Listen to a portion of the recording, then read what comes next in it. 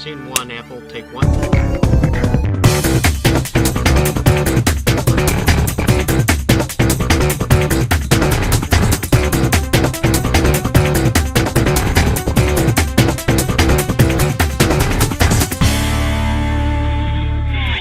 Hi there, I'm Mark Apsolon.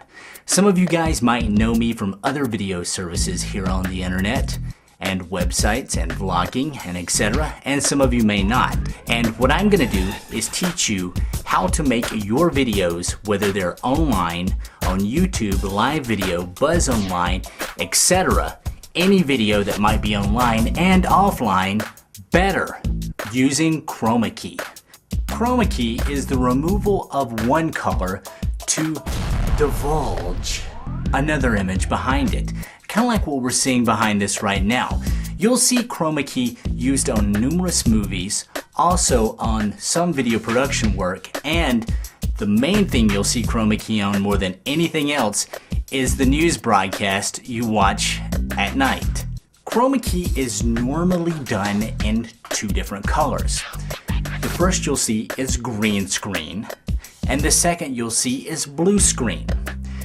And the reason why we use those two colors is because they are the furthest away from our skin tone color. So when you have a subject on video, blue and green are the furthest away from our skin color. Therefore, you won't have any chroma key actually going through the subject, creating problems later on in your video. Now, you're probably asking yourself, where can I get a blue or a green screen? Can I use just anything for this? Well, not really, but I'll give you some guerrilla tactics to allow you to do chroma key in your videos. First off, if you wanted to go the more expensive route, you can go to eBay or other online stores like B&H Photo and purchase a Muslim green or blue screen. These sheets are not very reflective, they're made of cloth, and they represent true green or blue. You can also purchase chroma key paint, which comes in a green or blue. This is pretty much for if you're going to chroma key an area and you're probably never going to use it for anything but chroma key. It's a great option. It's relatively cheap compared to the price of some of the sheets. You can also do some guerrilla tactics by going to your local retail center and try and find green or blue bed sheets. These work fairly well, but make sure you can find a true green or a true blue. Do not be coached into buying a navy or let's say a lime green. Try to find green or blue. Those will work best for you when you're working with the chroma key. Now, I recommend using cloth rather than paper.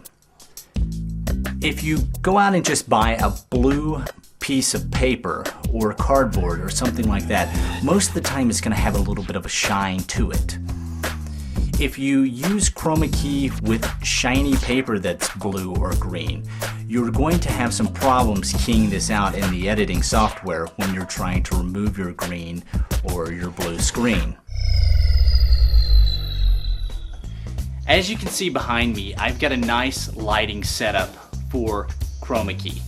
I've got a couple professional lights and some work lights.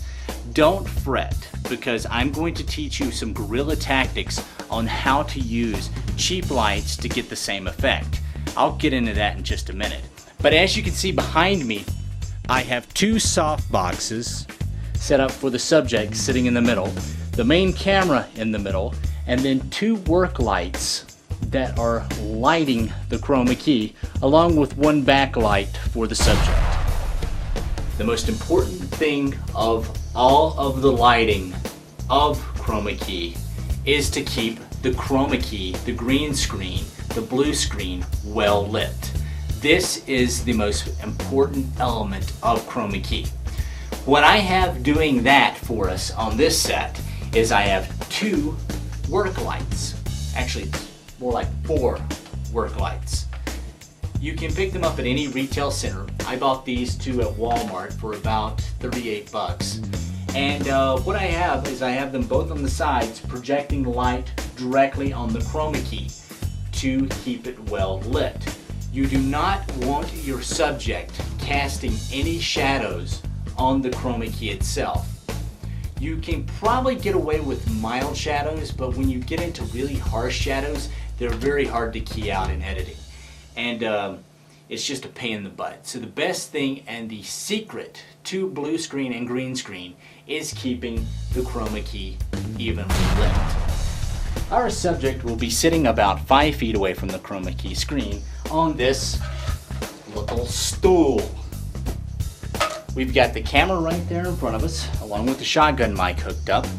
And what we want to do is we want to make our subject lit, but to kind of bring it out from the chroma key.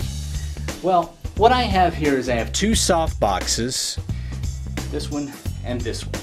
Now you can go with professional lights, or you can guerrilla tactic, as I like to call it, which I have done many a times, and go with either the work lights I just showed you, or you can get a single work light and get a light stand or some sort of stand and kind of jury rig it on top.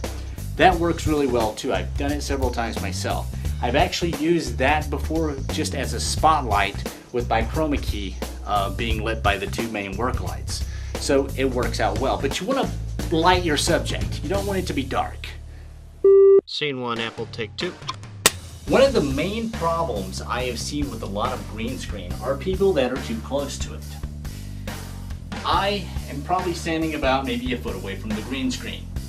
Standing that close to green screen is not a good idea.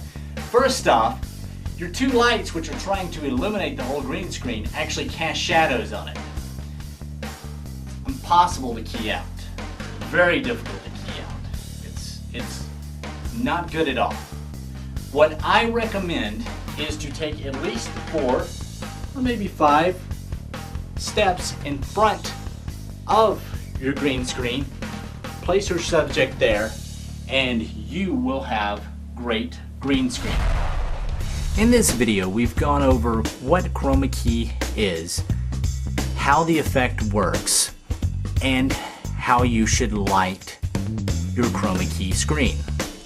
Well, now let's take this footage that we just shot, take it into the editing studio, and show how to work chroma key on an editor.